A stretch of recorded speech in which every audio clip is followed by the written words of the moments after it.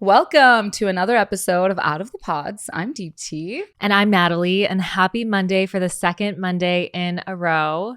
We're getting used to the new norm of Mondays. I know. I love it. Yeah, and we're back in your apartment again. Except it's not really Monday for us. We're recording 2 days before we actually drop the episodes, but it is such a gloomy day right now. Like, my energy is low. Same. I'm going to have to hype us up somehow. I know. And you know what made my energy really low? What? The last 5 episodes is Love is Blind UK, because there was just like a lot that happened, and I know we'll get into it, but there was just a lot that happened in that couples meetup in London, and you know, I just lost faith in men pretty much. Makes me sad. First of all, I thought there was going to be 4 episodes, and then the fact that there was 5, I was know. like, how am I going to get through 5 episodes? And the last one was like 70 plus minutes. I know. Listen. I was like, what made you guys think you could just shove an extra 20 minutes up in here? That's why our best friend is watching it on 1.5. Yes. Speed. 1.5 speed. And I hate saying that because it is a very entertaining cast. And I do like a lot of the cast members on this season. Yeah. But I'm not a good binge, like, reality TV watcher. Oh, I'm 100% a binge watcher. I love to do it. But when we want to just like get out an episode pretty quickly, we just have to be able to do it in a certain amount of time. That's what sucks. Yeah, exactly. But I'll go back and watch it. Yeah, we got other jobs. Yeah. Before we get into our recap, though, I wanted to talk about It Ends With Us, the movie. Oh, because we talked about this last week. Yes. And I was like on my way to go watch it. I was so optimistic. You were so excited. And honestly, it was such a good movie. Obviously, as somebody who's read the book, it was a little hard because some of the details, and I won't get into the details because like if you've watched the movie and read the book, you know what details were missing. But apart from like the small things that I wanted to see in the film, it was a really good movie. Justin, Natalie killed it. He was so good. But the sad part about this movie is kind of the aftermath of what happened after the movie has been released. I've heard so much about the drama surrounding this movie, and it's crazy. There's so much drama, and it makes me kind of sad because I've always been a Blake Lively fan, but with every interview that I see of hers for this movie, it just makes me like her less and less, and that makes me really sad. Same. So when you brought up the movie, I was like, maybe I'll go see it. Yeah. Like, you know, and then I saw all over on social media all this drama around this movie, but also between Blake and the director who also plays her love interest, or one of her love interests in the film, Justin. Just saw the drama between them, and it just like doesn't make me want to see it. Yeah. Well, that's really sad. You should see it, but like don't waste your money and go to a theater. Wait for it to come out on, I was about to say DVD, but that would age me. On a streaming platform. I don't think I even have a DVD player anymore, actually. But yeah, I honestly, it's been really sad.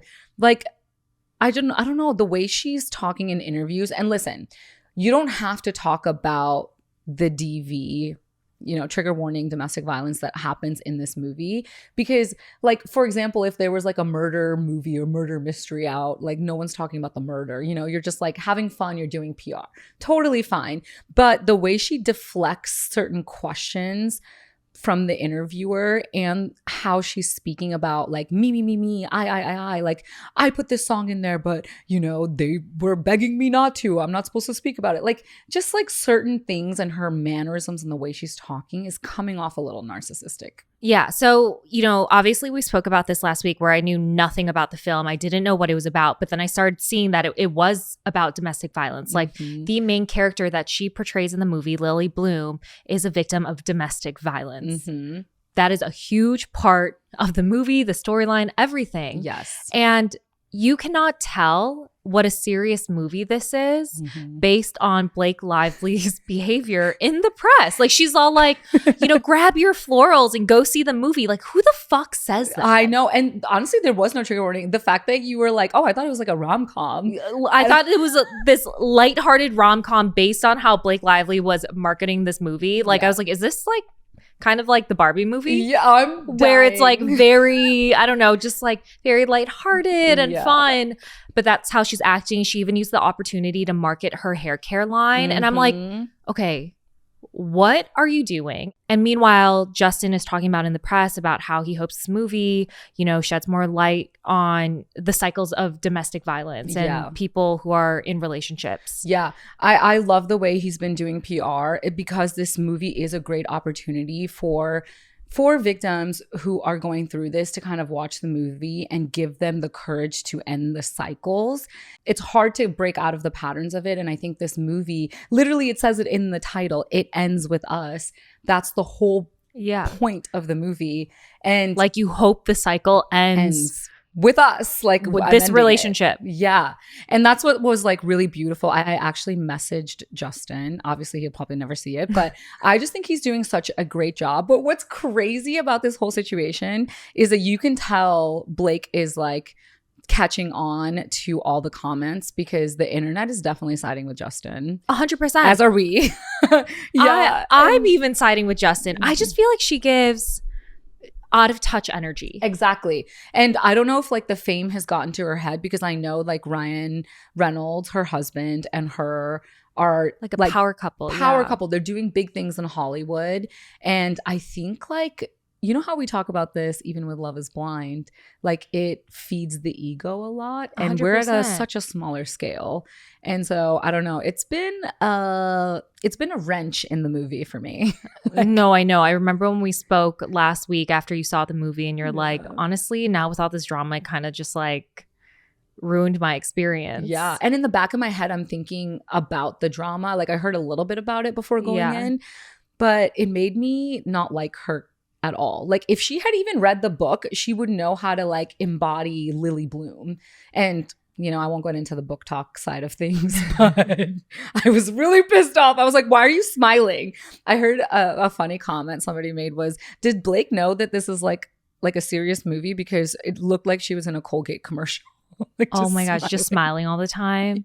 Yeah, it's not good. Honestly, I don't know if this makes me a very negative and toxic person thinking like this, so let me know.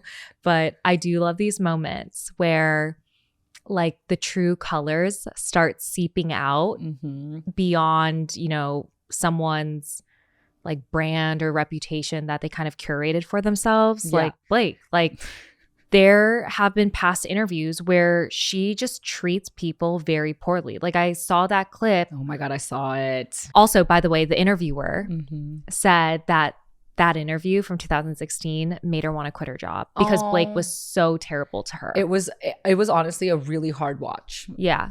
It was just the lack of respect and the lack of eye contact. I was just like, why are you being so rude? It starts off with the interviewer saying to Blank, like, oh, congratulations on your little bump, because Blank had announced that she was pregnant at the time. And Blake goes, congrats on your little bump. Even though the interviewer isn't pregnant, but essentially it's like, I don't know why Blake was offended, but she was for some reason. Yeah, like, is it because she said little bump? But like, she was like, I'm pretty sure she was pretty far along in her pregnancy. And it was like a very, even if somebody like said something where I felt a little bit disrespected, I'm not gonna like be so fucking rude to them. Totally. I would just be like, oh, thank you. And then like kind of like gloss over it and just move on with an interview. Like be a fucking professional and don't be a mean girl. No, she was terrible. Like, and I was all like, oh, this is Blake's real colors. I know. And you know, that got me thinking. I was like, you know, obviously I love Gossip Girl. I'm a team Blair, but I liked Serena.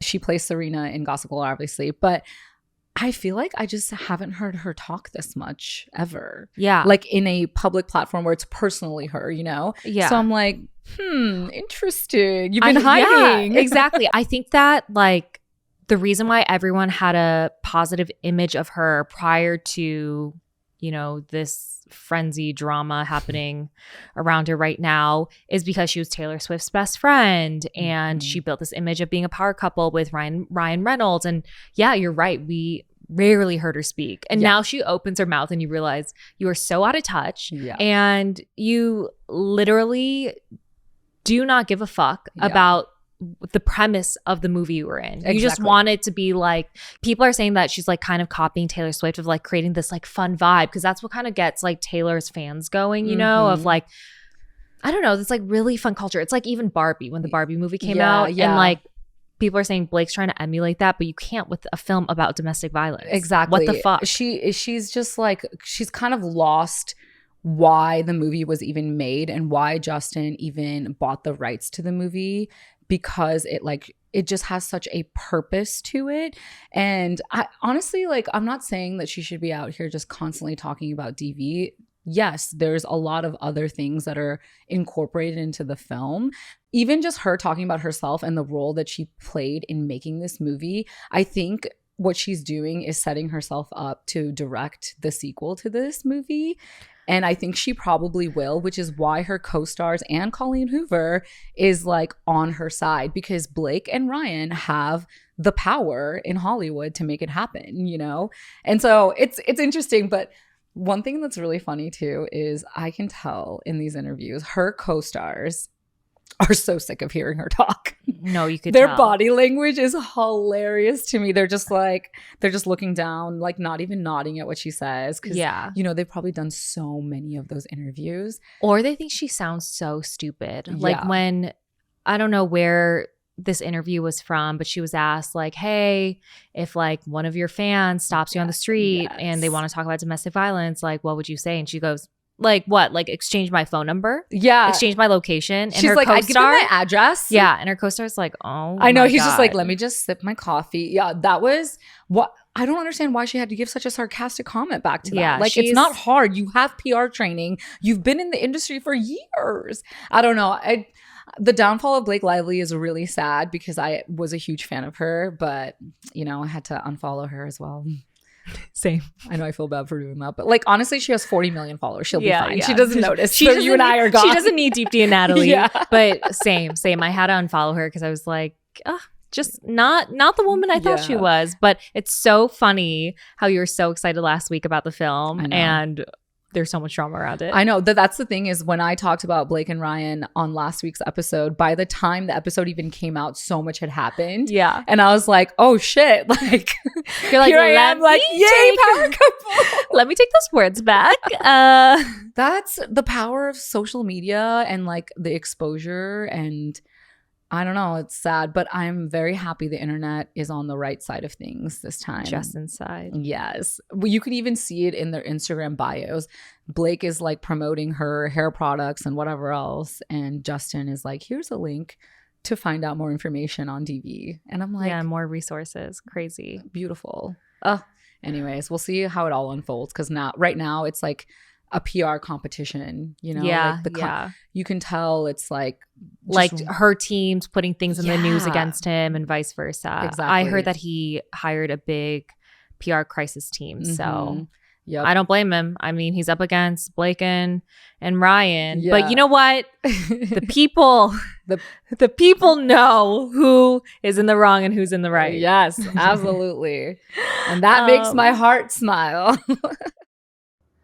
Throughout this summer, I've been taking extra care of my hair, especially because of all of the sun, the salt, and the SPF that can affect your hair health. Did you know that? No. I am so glad I've been taking Nutrafol for 2 years now to keep my strands stronger than ever, especially this summer. It makes me feel good and more confident knowing I'm taking care of my hair when there's so many variables that can affect it. Nutrafol is the #1 dermatologist recommended hair growth supplement, with over 1 million people seeing thicker, stronger, faster growing hair with less shedding. So in a clinical study, 86% of women reported improved hair growth after taking Nutrafol Women's Hair Growth Supplement for 6 months. And you can purchase online, no prescription required, and free shipping and automated deliveries ensure you'll never miss a day. Get results you can run your fingers through. For a limited time, Nutrafol is offering our listeners $10 off your first month subscription and free shipping when you go to Nutrafol.com and enter the promo code OOTP.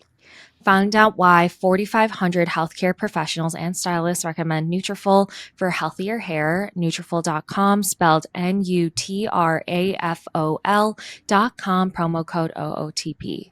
That's Nutrafol.com, promo code OOTP.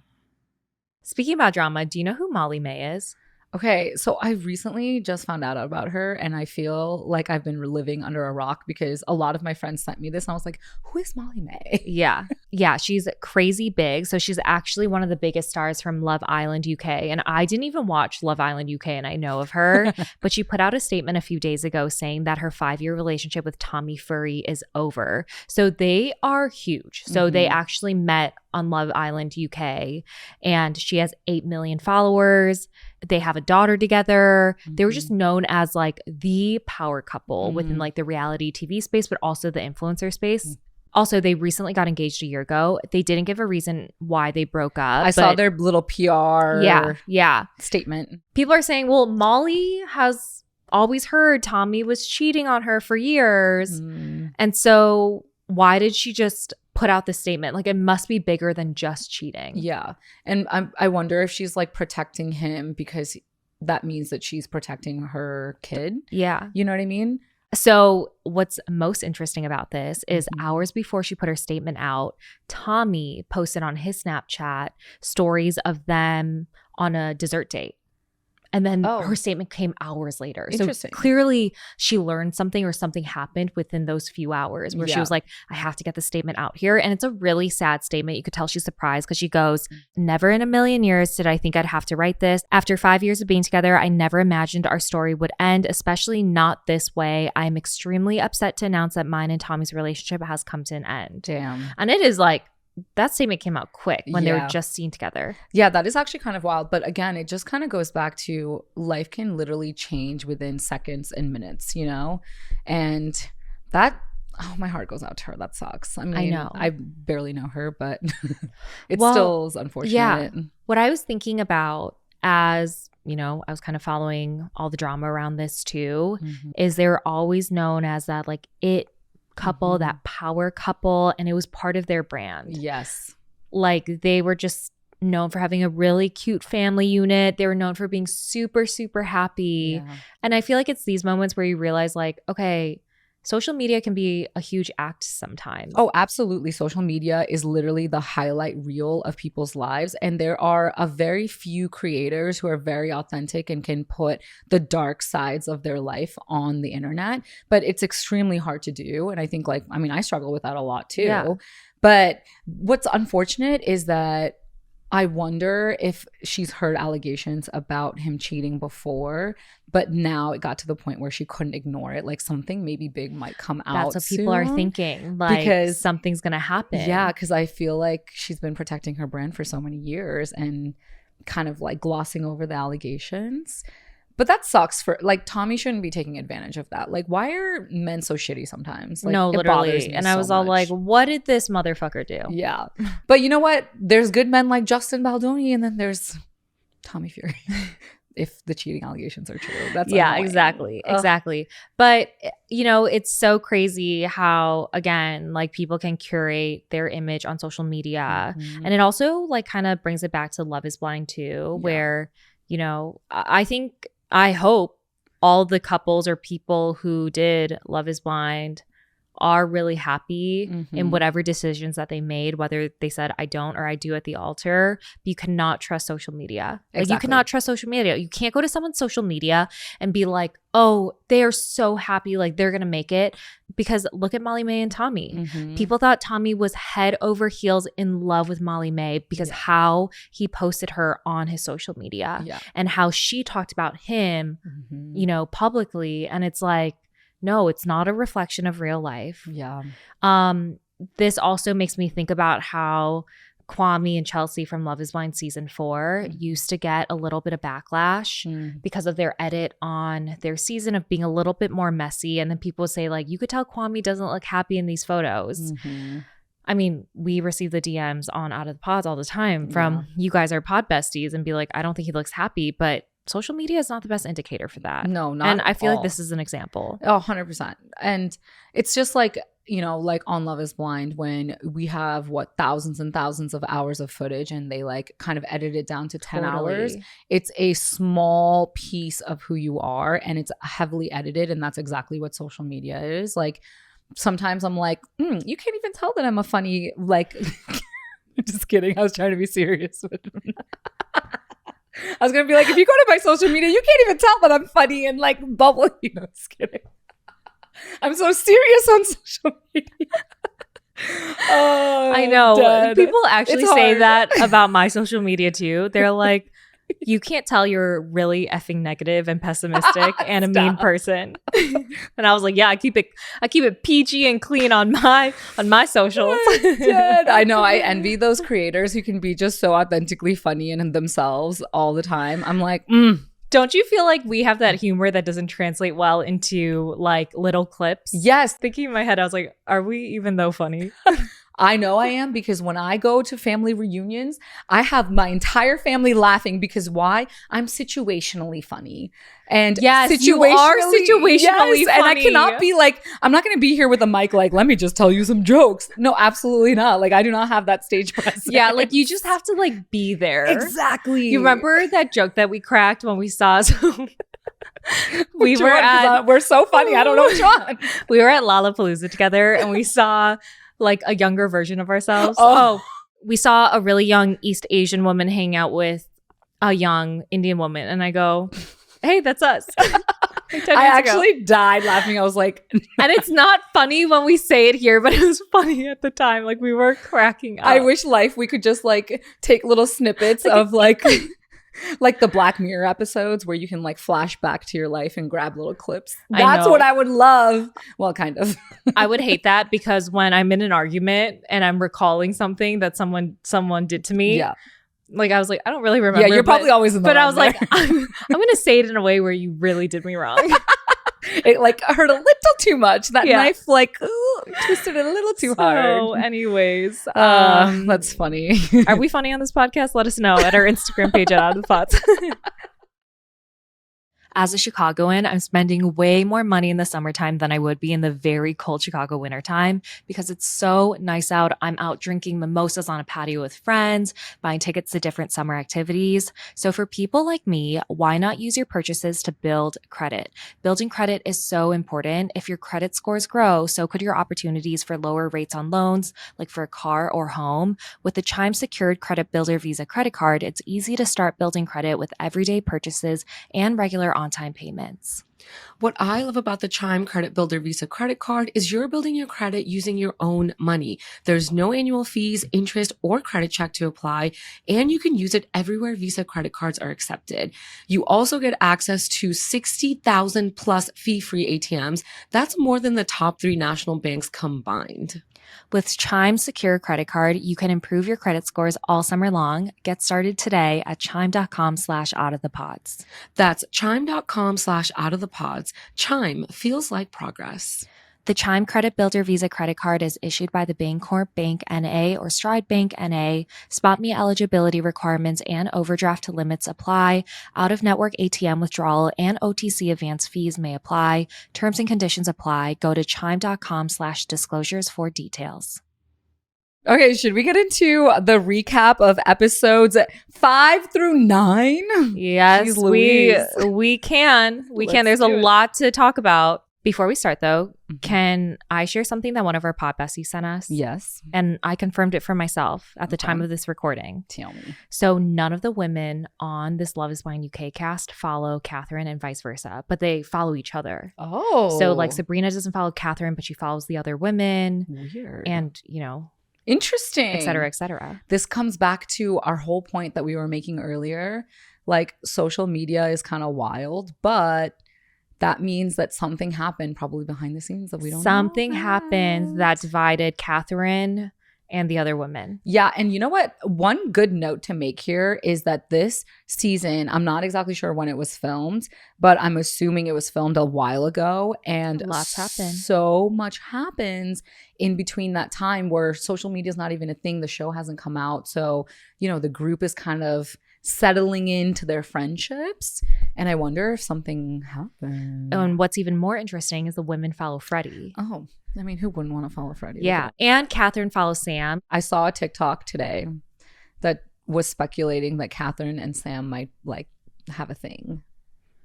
Well, you can't spoil it now for our peeps. I don't know, man. I don't know what's happening. Just a speculation. Again, that's I don't just know. allegedly, but who knows what's going on. I know they haven't announced a reunion yet, but I feel like they will have one because we Mm. need to know what happened. Yeah. Like, obviously, the women, I mean, if their sides per se are taking Freddie's side Mhm. and not taking Catherine's. And I'm like, Well, what happened? If the theory is right that Freddie and Sam potentially might be together, because we'll get into all of that, but like if they are together, then I can understand why everyone would side with Freddie and how like fucking crazy that is. Yeah. Ooh, this is gonna be interesting. I know, Is this I about to know. get juicy? You know how like after a Love Is Blind season airs, all the aftermath drama happens, Yes. and then you're like, this is a whole new show. We're Like all the watching. secrets start seeping out just a little bit. And you're like, oh, well, the show keeps on giving. It sure does. It sure does. All right. Well, let's start with all the couples in Greece. Oh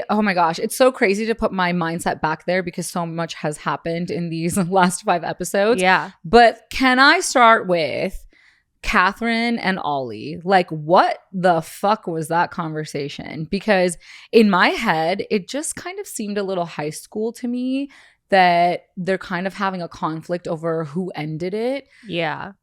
It was just like an ego. Do you like, remember who thing. ended it? I don't. It was Catherine who mentioned it, but Ollie was going to go into that date being Mm. like, I'm going to end it.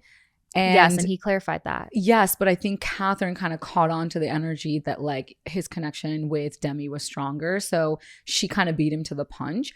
But both parties wanted to end it. So I think it just was like a little high school to me. Yeah.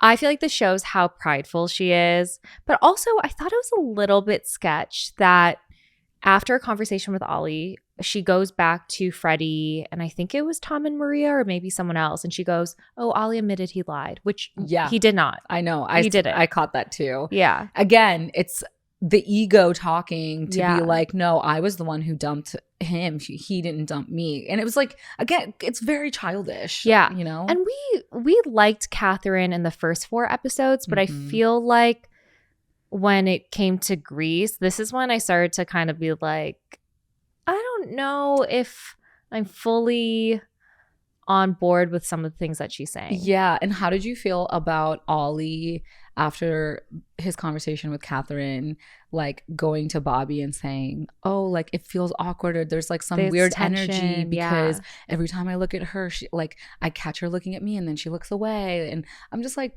Ollie, why are you so preoccupied with that? exactly like I kind of understand, because when you have a connection with somebody in the pods, it feels really real, and it's the first time everyone's kind of like seeing each other, so you kind of get this energy of like, oh, like there was something there. So like obviously there's tension, I get it, but to point it out and talk to Bobby about it is a little weird to me. Like, what is going on with you? It's tough because I don't know if, like, I'm just going to give him the benefit of the doubt. I don't know if like a producer pointed it out to him on the side. Yes. And they're like, go talk to Bobby about it. Yes. You And know, like I never know what's like kind of not producer pushed, but is Mhm. like placed as a talking yes, point. the seed was planted. Yes.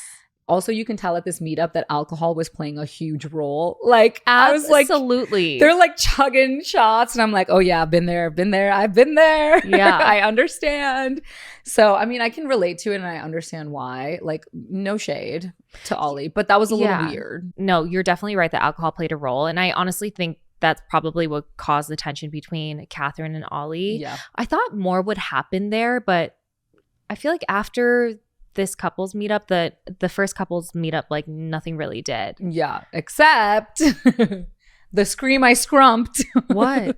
When Benaya and Nicole walked Oh in. my goodness, same. I actually wasn't expecting that. Not at all. I didn't realize that when they had their conversation in London, that producers would ship them out to Yeah. Greece. I feel like that never happens. No, I definitely did not expect it, but it was so cute. It was very, I was very actually cute. like kind of, my heart like I was actually very, very excited to see them. And I don't know, what I thought was really, really cute was the way the men like all were hugging each other. And it kind of like melted my heart, because I was like, look at this romance. Like, they love Benaya, and I do No, too. of course. But on our season 2, like all the Mhm. men were really, really close in the beginning True. until, you know, like drama started to get Yeah. stirred a little bit, along with the women too. Yeah, I agree. I think that's like natural, but I think what was really indicative of their love was more for like how much they like Benaya over Sam. Yeah. I think that was like very like apparent. I think it's very clear how the men feel about Sam. Yeah. What did you think about Demi initially being really insecure at that first couples meetup over Catherine and Ollie's conversation? I kind of understood it. Me too. Because it is kind of hard, especially when you're seeing your fiance, who's a very new fiance, and you're in a very unique experience, and they're like talking and laughing, you know? Yeah. Of course, I would feel some type of way. I would try to suppress that emotion for sure. Yeah. But I think it's human nature and natural to have that emotion. And again, the alcohol is flowing, so it's harder to kind of like hide what you're feeling. Totally. I mean, I felt the same way when Shane and Shayna were having their conversation on our season. Yes, at the bonfire. Yeah, and I was like, I just feel weird. Like, what are they going to talk about? What's going to be said? Mm-hmm. Why is this conversation even happening? Right. That sort of thing. Yeah. And so I get how she was feeling, but I don't think the alcohol helped. Mm-hmm. And I don't know what I was trying to say about that. And I just felt really bad that her insecurities came out. Yeah. No, I agree. And I don't know, like, I think she kind of talked about her insecurities, but it's not like she's like kind of very obviously saying, I'm so insecure about, like, what is she insecure about? We kind of don't know. I think it's just the fact that, you know, you're throwing in somebody like Catherine who looks differently than Demi. You know what I mean? And that's all that she said. And so I don't know exactly what that she was insecure about, but I understood it. I feel like I would be in the same boat too, because it's a lot of displaced energy and she doesn't have time to process anything. It's like all in the moment, you know? I think it says a lot about Demi though, after the fact, when all the couples meet up again. She has this like loving moment with Catherine, kind of like all is forgiven. Like, I love you back. So I was like, okay, yes, even though Demi might feel a little insecure, she knows how to like kind of control how she feels. Right. And so I think that shows the type of person that she is. Yeah. And the communication that she has with Ollie, I think is very positive. Like, I think they're able to like kind of talk about the hard things, and both of them get really overwhelmed in like a public situation with all the couple meetups. So I think like at least they have that. But speaking of the second time everyone meets up, can we please get into the Jasmine and Ollie fight? Because that came out of nowhere. That came out of left field. I was actually shocked that it was as tension. I did not love that Jasmine confronted Ollie. She was overstepping. Okay, here's the thing. I think I understand both of their perspectives. I really do. Same. Yes. But that's the thing, right? I think where Jasmine kind of oversteps, like you said, is when she's calling Demi insecure. And I think we talked about this. If I told you something about it, like, hey, I'm feeling really insecure in this relationship or this situation, and you went and told my partner about it, I would be pissed at you. Yeah, same. I think Jasmine had really good intentions. Yes. I also think alcohol played a part. She didn't seem like she was fully sober. And I think she also might have been having conversations with the producers on the side, being like, hey, you should bring this up to Ollie. But yeah, when she said like, Demi's an insecure girl and you need to give her more reassurance, I was like, ooh, I was Demi. I would not want you to say that. Yeah. Even if the intentions were good. Yeah. I totally get why Ollie was feeling overwhelmed. I totally get it even more now that he said he has ADHD. Yes.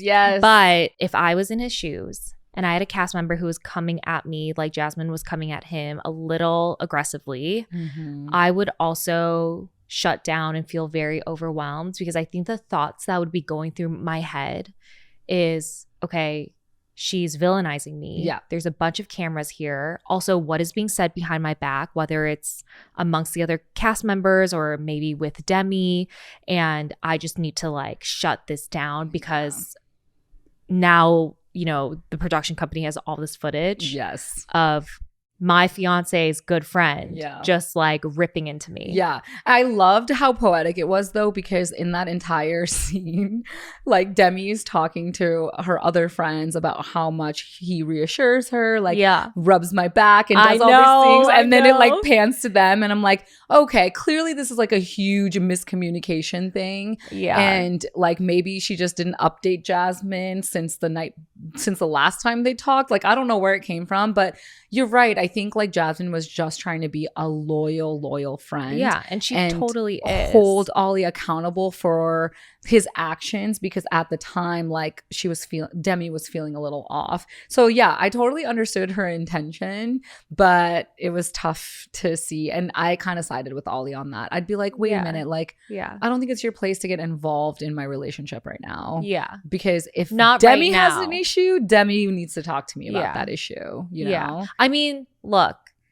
if some guy was treating you wrongly, I'd probably rip him a new one. You 100% would. So in that way, I was like, I'm kind of on Jasmine's side, because I would do what Jasmine did if, let's say, your fiance was making you feel some sort of way. I'd be like, I'm gonna fuck him up. Yeah. So I get it. I think she just did it a little bit.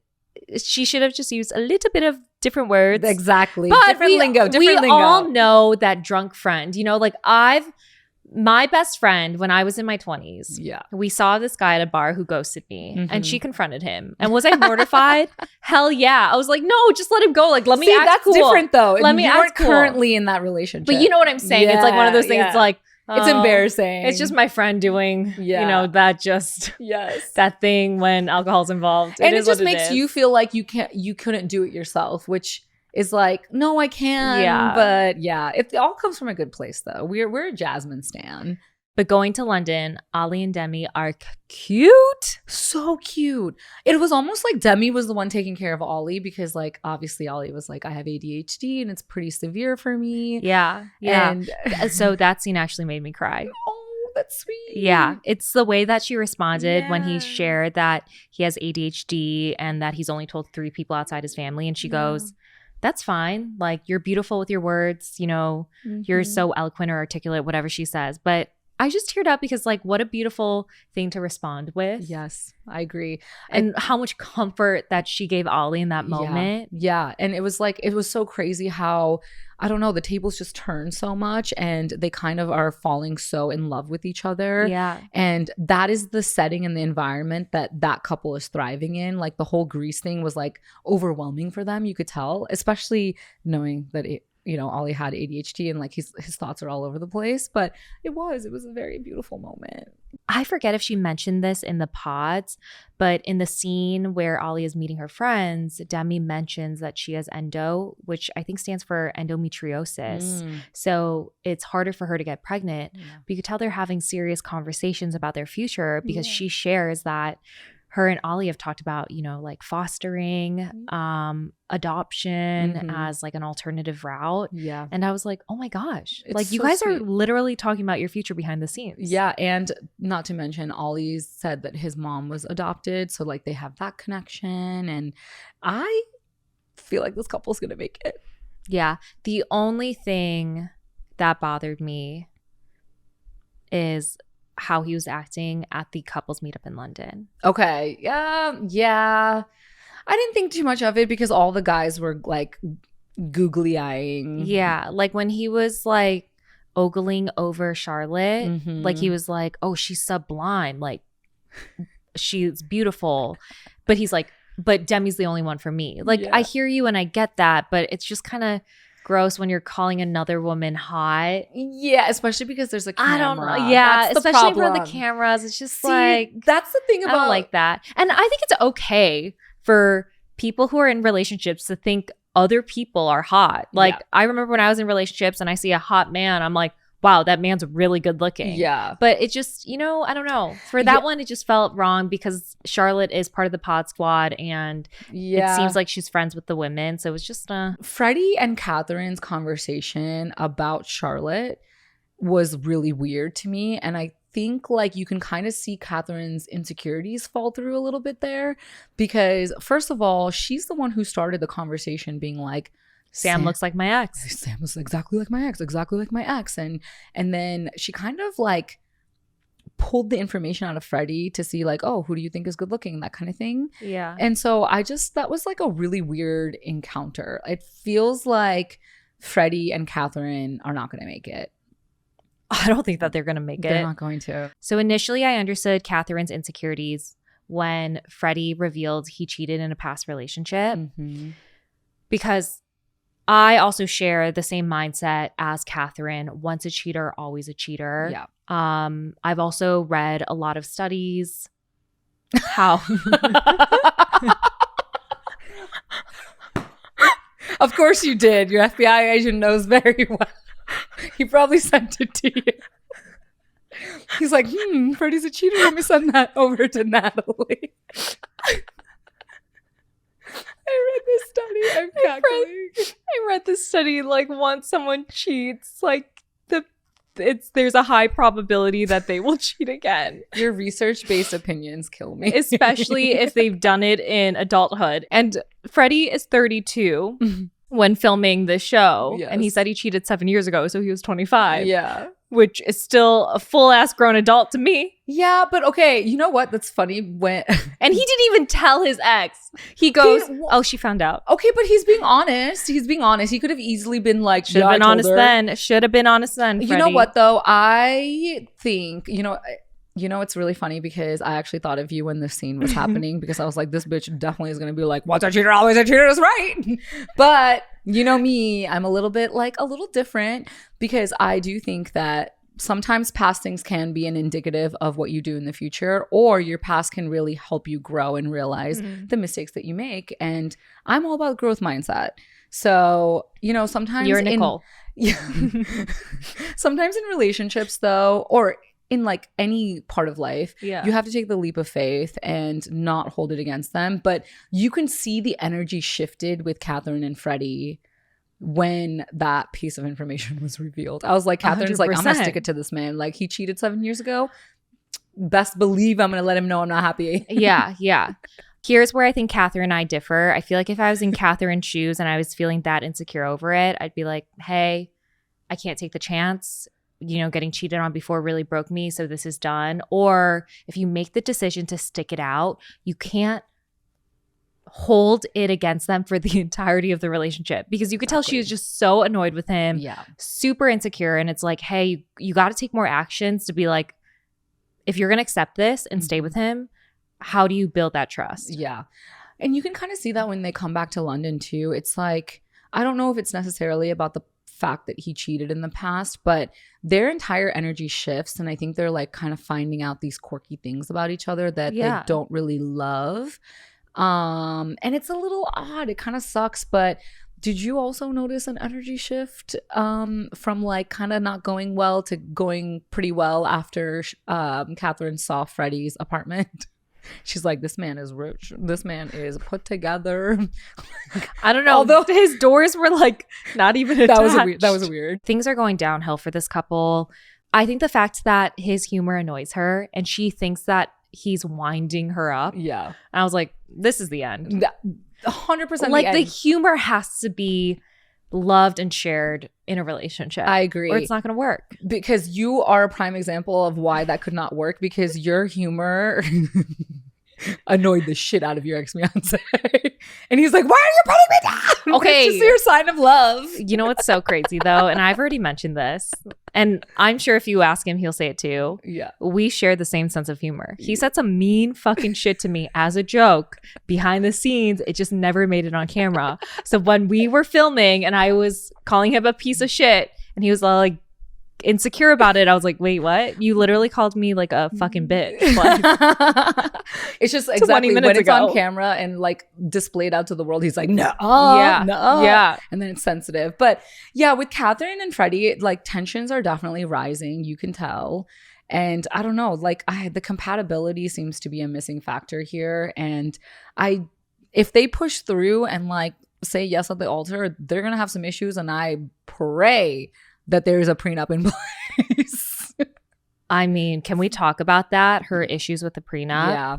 I've seen some comments from our pod besties in the UK who have said that prenups are a little bit different there. And I think prenups aren't legally binding or something along those lines. Oh, interesting. Then what's the point of a prenup? Yeah, that's why they were like, why is it that big of a deal? Oh, interesting.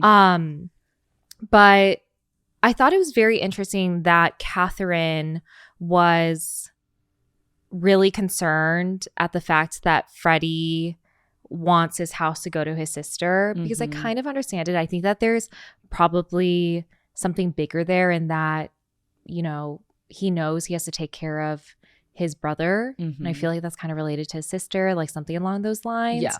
He's very family oriented. Yeah. We wanted to pause here to let you know that this episode is sponsored by BetterHelp. When life gets busy and my schedule is full, I used to compromise and skip my therapy sessions for the week, but now I know how important it is to make it a self-care non-negotiable. I never skip a leg day at the gym, which is a self-care non-negotiable for me because I don't want to lose progress, so why would I skip a therapy day?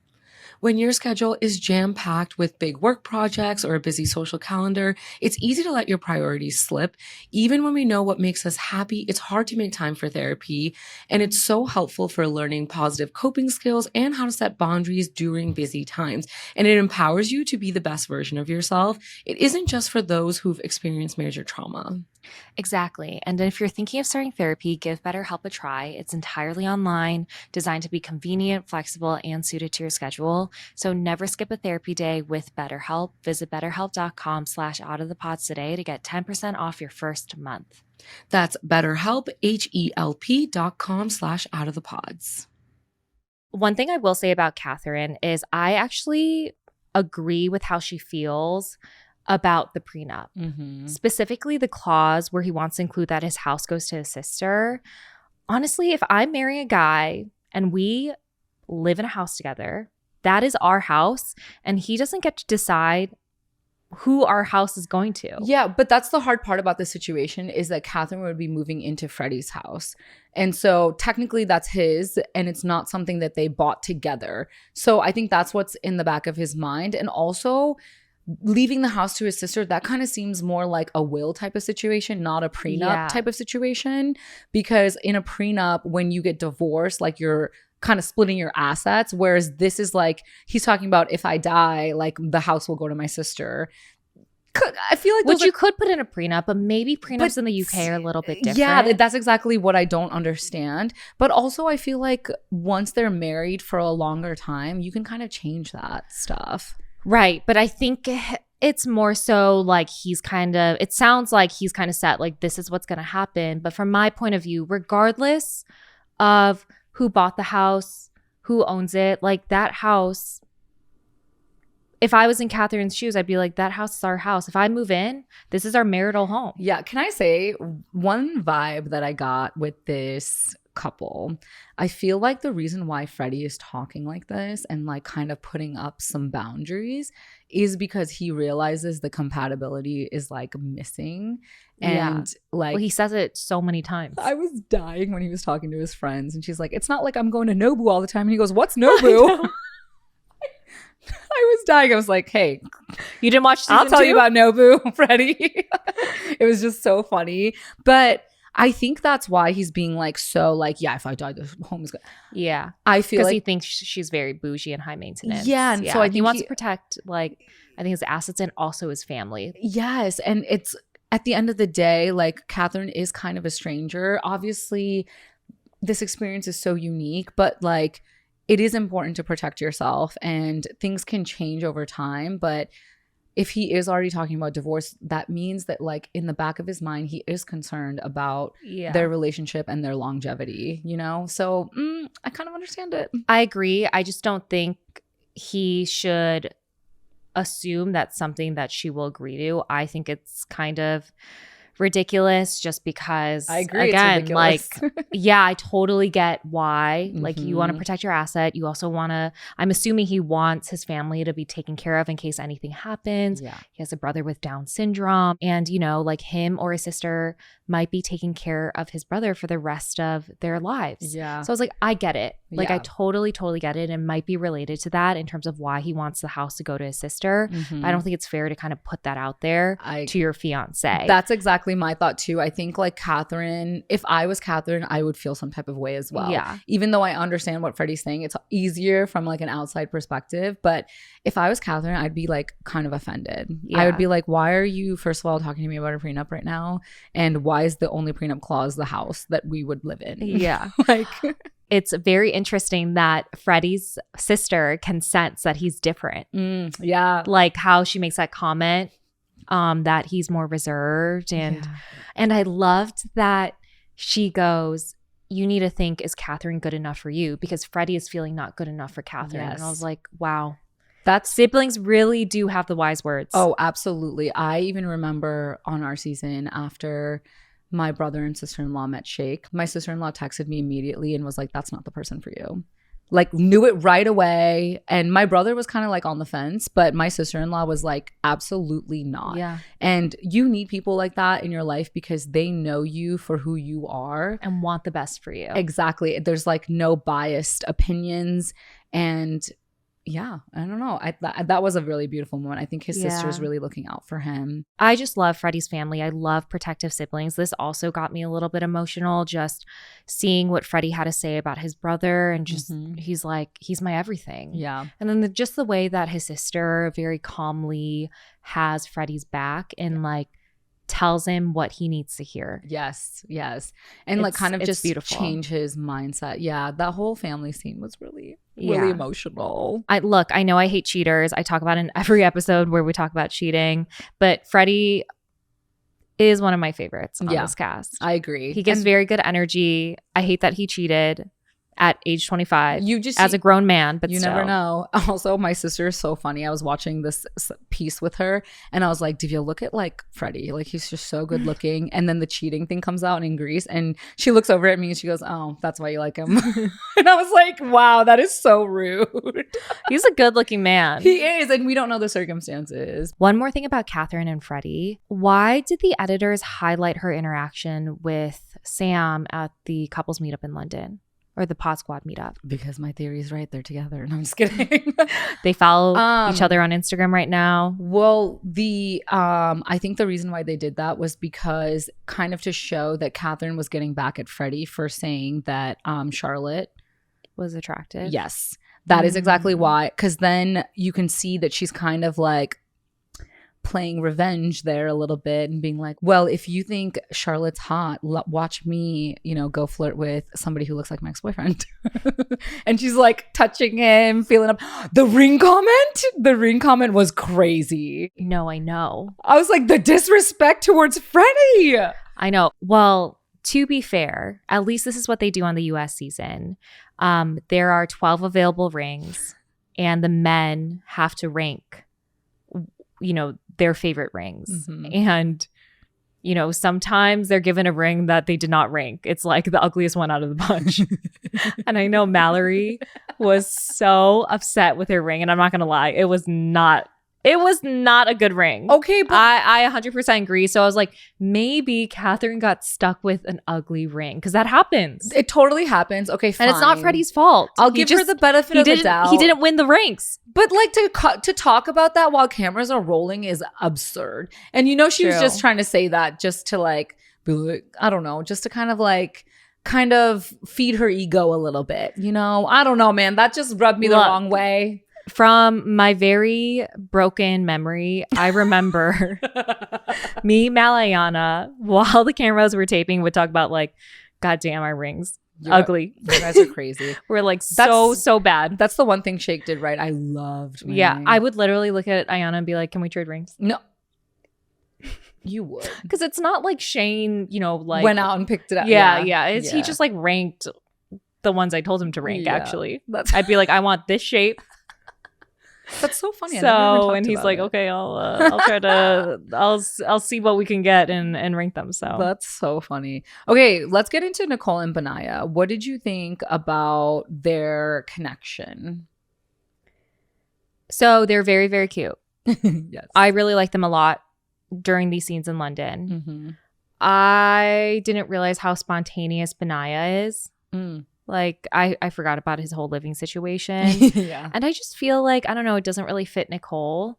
Nicole confuses me a little bit too. I really like her. I feel like she's very graceful and poised, but the whole situation with Sam really confused me. And I think that's what caused my confusion about her. Yeah. I can't tell if she's so classy and understanding towards Sam because she believes everyone has good intentions. Yeah. You know, like she kind of like lacks that judgment a little bit. Yeah. Or if she's trying to shut down that something happened that Benaya doesn't know about, because her and Sam talk about the fact that they met up at Sam's house. Yeah. First of all, that was like really weird because when did they even have time to do that? It seemed like they came to Greece like right away. Like how long did they spend in Greece? I don't know. But I think the encounter between Benaya and Sam was interesting to me, but I'm honestly really proud of Benaya for laughing in Sam's face when Sam was like, yo, well, she tried to, you know, be intimate with me when we spent the night together or whatever. I was really proud of Benaya because fuck you, Sam. Like, why are you trying to throw that in my face? Like, So your words do not impact me in any way. But I actually really like Benaya and Nicole together. I agree with you. I think I see a little bit of myself in Nicole because we both try to see like the good in people. And I think that's why Benaya was so upset, because it's like, Nicole, how are you not seeing what's right in front of your face? And it's because she's kind of falling for the love bombs that Sam puts out there. And it's easy to kind of fall into that trap of, oh, like he is good to me. Like, look at how he's speaking to me. But kind of Benaya kind of sees what goes on behind the scenes and how Sam really is. So I think like that's their really only biggest like hurdle, I think. Yeah. Because I like them together a lot. And I like that Benaya has so much like good banter. Yeah. He's like funny. Yeah, I mean, I like I them. wouldn't expect. I'm still on the fence if they'll get married or not. I hope they do because I really do like them both. Again, I'm very curious how they're going to address the Sam situation moving forward, because obviously the conversation between Sam and Benaya did not go well. And I feel like that scene also showed Benaya has so much anger towards Sam. Yeah. And like, is he going to let it fester? And you could tell Nicole just wants to shut it down. Which I honestly am kind of But like, can I tell you? Yeah, go ahead. But I also think about like going back to Sam's comment where he says, you know, like, Nicole wants to be intimate with me. What is the timeline around that? I don't know. Because what's shown on the show is, right, they end it when they're on set in the pods. And then she meets up with Benaya and they get re-engaged and then go to Greece. So I was like, at what point did you go to Sam's house and want to be intimate with him? Yeah, it must have been right after the reveal. It must have been right after the reveal, right before Greece. While everyone flew to Greece, they probably like stayed back and kind of hung out. And but then do you think that realized, they like ended it because it looked like she was still in the hotel room? Yeah, that they stay in when they're filming in the pods. Yes. So it looks like they ended it and then went back to London. Right. So did that meetup happen after they ended their engagement? Yeah, it must have all happened literally in between the time they flew to Greece, which means they were probably only in Greece for like 4 to 5 days. Yeah. If I'm thinking of like what the trajectory of like our if it's similar were. to our timeline when we were in Mexico on our honeymoon. Yeah, that's why I'm like very confused. And obviously it's not like around the time when she's like talking about how, oh, I want to go return his ring and bracelet. Like obviously it's not then. So yeah, it's kind of interesting. I don't know when that happened, but can we just talk about the fact that they glossed over that whole situation? Like Nicole really shut down the conversation with Benaya when that happened. Well, that's the reason why I'm confused. Yeah. Because I'm like, are you just giving a lot of grace to Sam, or do you just want to be like, I want to shut this down. I don't want people to know that we met. You know what I'm saying? Oh, I think that's exactly what it was. You're right. Like the production knew that obviously something had transpired and they like hung out and spent the night together. And so they must have been like, Sam, it's time for you to come in and kind of expose that piece of 100%. information, because Nicole would have never done it. Yeah. Which makes sense as to why she doesn't want to talk about it on camera. She's like, I just want to move on from this. Yeah. A little shady. I know. Okay. I know you said you really liked the way that Benaya laughed in Sam's face during their conversation. I agree with you. I think Sam deserved it. But I don't think Benaya handled that conversation as well as I thought he would. Like, I felt like he was like super immature. He was probably drunk. I mean, you could kind of tell he was like repeating words and stuff. But I felt like, I don't know, he seems like someone who would have more of a mature conversation with someone when confronting them.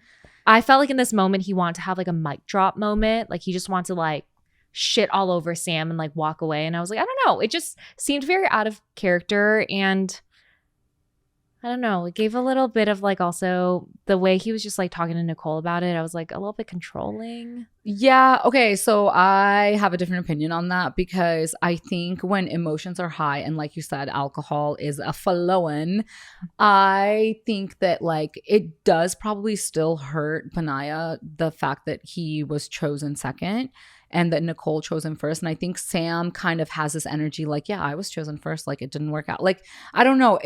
Sam's energy is so like entitled and very much like, yeah, I'm gonna like bust in here. I'm gonna like go talk to your girl. I'm gonna like, I don't know. His energy is always like all over the place and like so full of himself. So I think that's why I appreciated Benai being like, dude, fuck you. And was just like kind of talking in his face because Sam doesn't deserve like any grace. Niceties. I don't know. That's kind of how I felt. Okay. I'm not saying I hate Sam. I think he is a little bit misunderstood, but I think he's an asshole in understanding his feelings. When he made that comment to Benaya, like about Nicole wanting to sleep with him, I was like, "You're an asshole." Yeah, because he was offended. He was offended because Benaya was like, "Well, I think you're disingenuous. Like, I think you're here for the wrong reasons." And he was pissed off and was like, "What can I say to hurt Benaya?" Yeah, but that's a fact.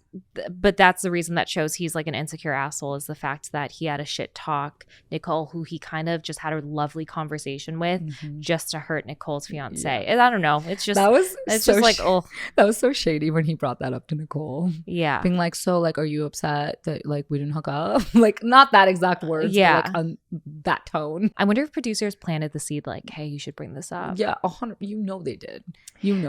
Another really inappropriate conversation that happened was between Tosh and Tom, in my opinion. Yes, that conversation pissed me the fuck off, and maybe it's because I'm not gonna lie, I'm just gonna put it out there. It is that time of the month for me. So I'm feeling very hormonal. You're emotional. But also, I have been in Maria's position. Yeah. So you empathize with her. Yeah. Where my fiance and someone he had a connection with in the pods are having an inappropriate conversation, saying inappropriate things in that conversation when I'm in the fucking room. Well, in my case, it was on the beach.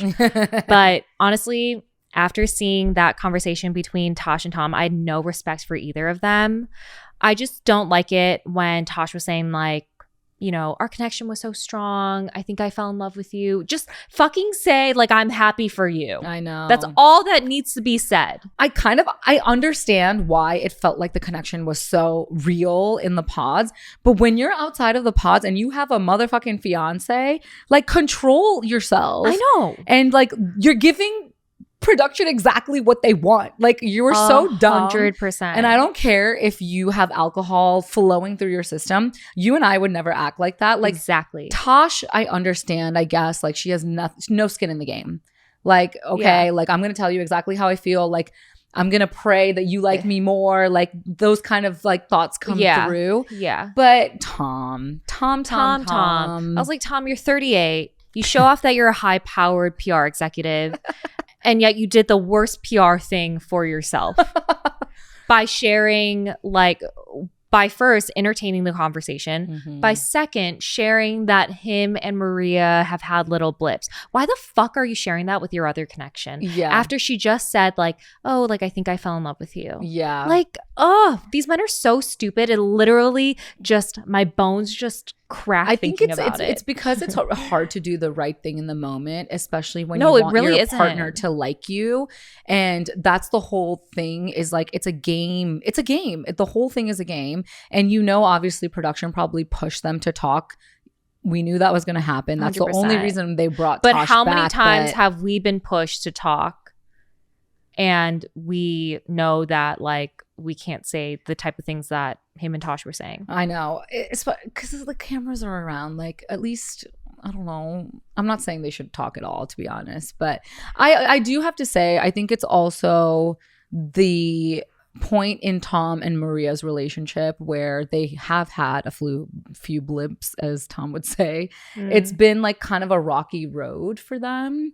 And I am thinking that they're not going to get married. Yeah, no, I totally agree with you. Like, I'm not sure if they're going to work out. I mean, I was really surprised when Tom revealed that him and Maria got into a spat because she didn't like that he didn't pay for the coffee that she offered to pay for. And according to him, at least, she goes into a whole thing about how a man should pay for everything in the initial stages of courtship.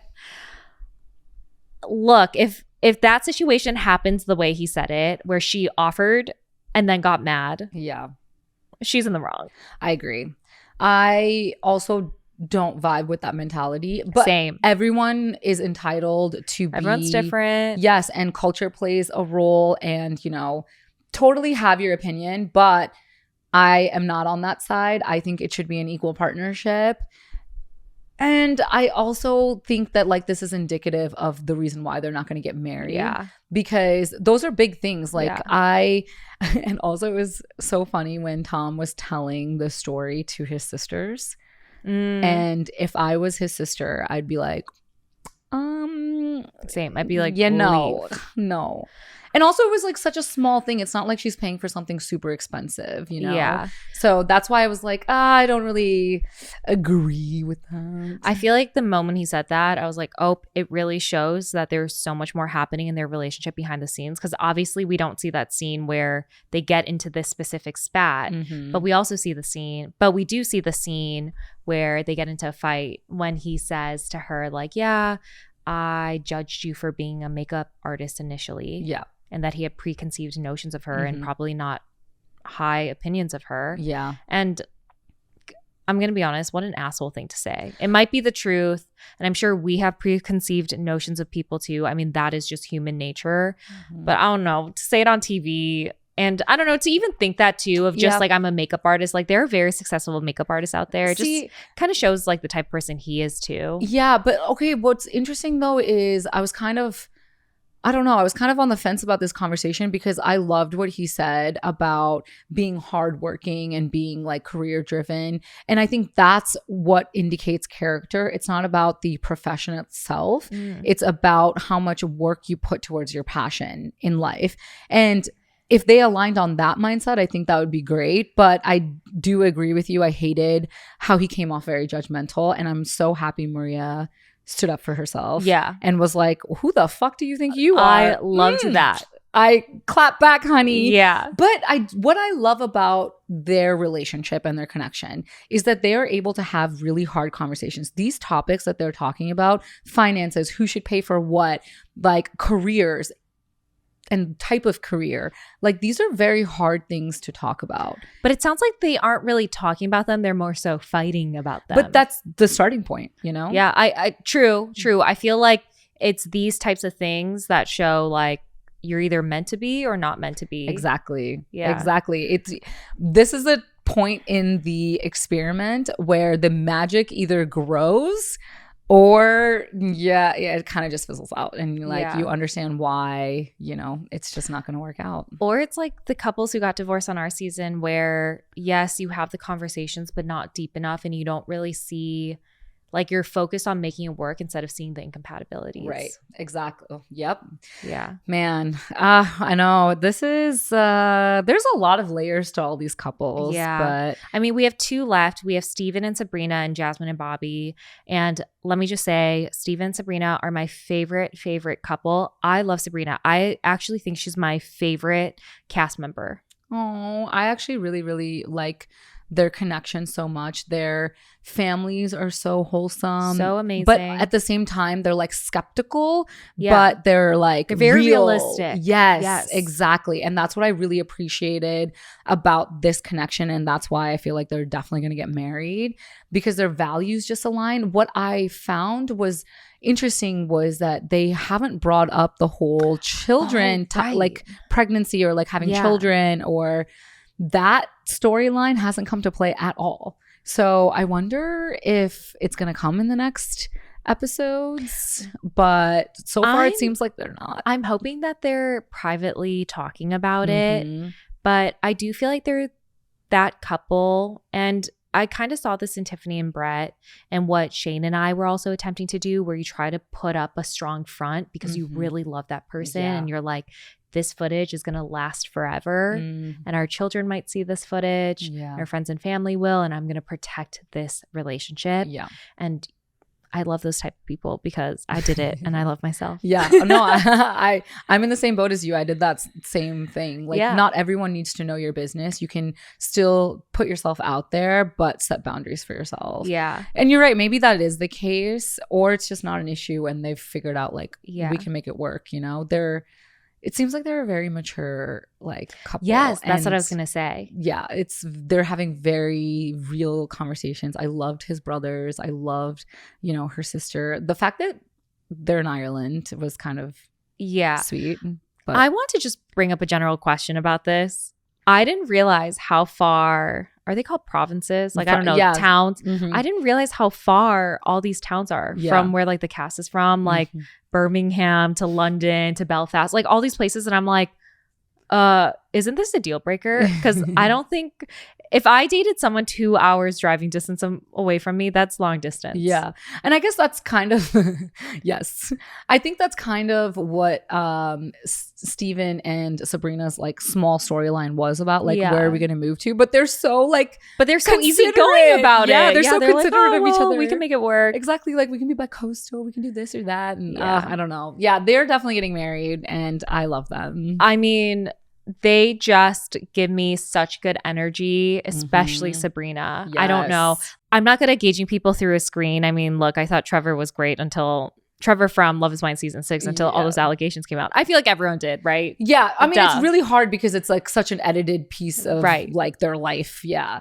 But I really like Sabrina. That's all I can say. And I really like Steven and I like them together. No notes. 10 out of 10. And also they just look so good together also. So I want to be their child. I'm rooting for them. And if they don't get married, I'm going to be very, very, very upset. Same. And it's going to be like a shock. That would be the shock of the century if they don't get married. Right. Can we talk about the last couple, Jasmine and Bobby, who got the least amount of screen time? Yes, Jasmine and Bobby, when they came back up on my screen, like in what, episode 6, 7? I don't even know which one. I was like, oh my God, I forgot that you guys were here. Same. Not like to be like a mean thing, because Jasmine was like so like highlighted in the fight with Ollie. Episodes, that I was like, oh, she's about to have like a strong like presence in these later episodes. But I like there's not much that we see of them except for their interaction with her mom. Jasmine's mom is a strong personality. She scared me. She scared me too. A little bit of anxiety watching those scenes. She's the type that you cannot come home with bad grades. You're gonna get a whooping. She, like the Asian mom stereotype, she is on the extreme end. I do feel like the way the mom was speaking to Bobby, I did not appreciate. I totally get that parents have concerns for their kids, being engaged on Love is Blind, but also the potential of getting married so soon. Totally get that. My parents felt the same way, but I didn't like how the way she was speaking to Bobby felt like she was in attack mode and kind of like setting these standards in terms of like what her role is going to be in their relationship. And I'm like, someone needs to set boundaries here. Like, Jasmine, you got to set some boundaries. And I feel like Jasmine tried to like defend herself and set boundaries, but you could tell her mom's just like a really, really strong personality. Exactly. And she's a strong presence in her life, as she should be. But I think you kind of nailed it when you said, like, I think Jasmine does have those boundaries set. Like, she does know that her mom plays a big role in her life, but at the same time, she's the one who's going to be making the decisions in her life. And I don't think she's willing to budge off of Bobby. So I was like, okay, let's go. That was a lot, though. Can I be honest? One thing that I've learned from my married friends and also my parents is that your future in-laws are such a deal breaker. Agreed. When it comes to considering marrying your partner. And I feel like in Bobby's case, I wonder if her mom is going to be a deal breaker. I don't know, because Bobby is like so in love with Jasmine, and I feel like I'm really starting to like him a lot. Same. And I feel like the way he handled it was really well. Like, he's like, you know what? I understand that there's concerns from a mom perspective, and I'm just going to kind of let her voice her opinion. But my loyalty is to Jasmine, and I'm going to show her at the end of the day. But you're totally right about the in-laws thing. Like, it's not just you and your partner getting married. It's two entire families uniting. Yeah. And that's a big deal. You're literally adopting an entirely new family. Mm-hmm. And all of their baggage, you know? So I don't know. Maybe it could be a deal breaker, but I feel like this is another couple that's going to get married. Ooh, okay. Well, we're going to do predictions at the end. Who says I do or I don't? Mm-hmm. One thing I wanted to say about Jasmine is the reason why I like her so much as well Mm-hmm. is she admits that she has insecurities. She says in the beginning of this set of episodes that she doesn't like, you know, her man being on social media and Mhm. like being on their phone so much because she doesn't know what he's looking at or something like that. She was Yeah. implying that. But she doesn't act insecure even though she brought that up. Yeah. Mm-hmm. Like, I think that's the difference between her and Catherine. Yeah. I think She doesn't let her insecurities define her or change the way she acts and Yeah. build a relationship. and it's healthy communication. I think Yes. we all as human beings have insecurities in life, but it's how you address them and how you kind of tackle those insecurities that kind of builds your character. And you're totally right. I loved their conversation and how she pulled up the video of The music the music video? video Yeah. that was like sultry or whatever. And he's like, man, that like happened a long time ago. But I loved how honest their conversation was, which Yes. is why I think they have a good foundation. I think that's why they're going to make it. But I do have to say, in Catherine's defense a little bit, I think the whole piece of her being adopted does come into play where she needs more reassurance and like more love. And I mean, like, who's to say like how much that has impacted her life? But I think that is something that plays a role. And she's kind of mentioned it a little bit. And it might be 100%. And I Mhm. totally get that. But I always feel like sometimes the things that we struggle with individually, whether it's the way we were raised, childhood trauma, like any sort of emotional baggage, we have to sort that out Yeah. for ourselves and not project that onto our partners. I absolutely agree with you, because your partner can't be your therapist or the person that you go to kind of deal with that Yeah. Or you trauma. can't like, yeah. you can't take it out on them if they're Mhm. not giving you what you need. You Yeah. need to like sort it out in a very mature way. Yeah, and it's hard though, because sometimes those insecurities and those issues aren't even highlighted until things happen in the relationship, Totally. you know, and then it takes a really strong person to be like, oh my gosh, I should not have acted that way, or, you know, kind of taking responsibility or ownership of those feelings. It's kind of like it comes in waves, you know. Yeah. It's a tough thing, but yeah, I mean, dude, it's what's lovely about us like talking about every single one of these couples, there's 6 total couples, is that I see so much like growth in them, and also like I'm rooting for all of them. I really am. Like, I'm there's not rooting for all of them. I don't know. I just like individually or together, you know, I'm like rooting for most of this cast, and I feel like that's a really hard thing to happen. Like, Yeah. usually there's someone on the cast. There's usually like a very clear like villain. Mhm. I feel like typically there's very polarizing personalities on Love is Blind, but on this cast, I think that they're just complex characters. Yes. Minus Sam. For me, I was like, I don't- you are in the villain role. I don't count Sam as even part of like the main cast Yeah. anyways. So I'm like, whatever. And also I'm wishing the well for Sam as well. Like, I'm going to be nice, you know, but the actual 6 couples, like there's not one person where I'm like, you're horrible and you suck Yeah. and you don't deserve, you know what I mean? Nothing like that. And usually there's definitely someone. Yeah, they're all very lovely individuals, and together or not together, I think like, you know, they're just, I love them all. Well, let's do some I do predictions. Let's do it. First couple, Steven and Sabrina. Absolutely, I do. 100% I agree. Jasmine and Bobby. Yes, I'm gonna say yes. I'm going to say yes too, but I wonder if they'll have like, you know, like some surprise, like thing happen. You know, I feel like both these couples can't be like perfect I do's. No, I agree. I think there's gonna be maybe some turbulence. Yeah. But I think it's gonna be an I do. We'll see. Demi and Ollie. If you would have asked me at the beginning of these set of episodes, I would be like, hell nah, girl. But I think yes. I think they're going to say yes. What do you think? Okay. I'm 50-50. I think that they could say I do, but I have a feeling that Ollie is going to say I don't. I think that even though he's so dedicated to Demi and says that, I feel like he still gives that like, I like being single energy, especially the comments he made about Charlotte. I know that, again, my prediction is not really based on much. I'm just trying to see. Like, yeah. Well, you have to pick. So you're going to say no? Yeah, I'm going to say no. Okay, I'm going to say yes, only because of how much Demi takes care of Ollie. And I think he likes her presence a lot. So I'm going to say yes. Tom and Maria. No. Same. They're going to say I don't. Who do you think will say I don't? I think Tom is going to say I don't. And I think it's because of cultural differences. I think it's because of financial differences. I think, yeah. And honestly, Maria deserves more.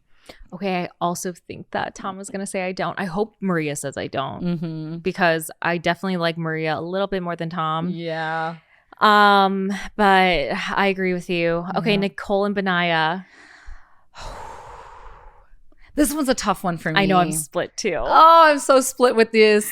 I think they're going to say I don't. I want them to say I do, but I don't know. I just feel like, I don't know. I feel like Nicole's going to say I don't. The way Love is Blind edits their shows, they make it seem like everything is going well. And then Shane and I. Yeah. And then at the very end, they hit you with this happened and there's 2 more episodes. And I feel like some shit's going to go down. I want to say yes. Oh, I think no.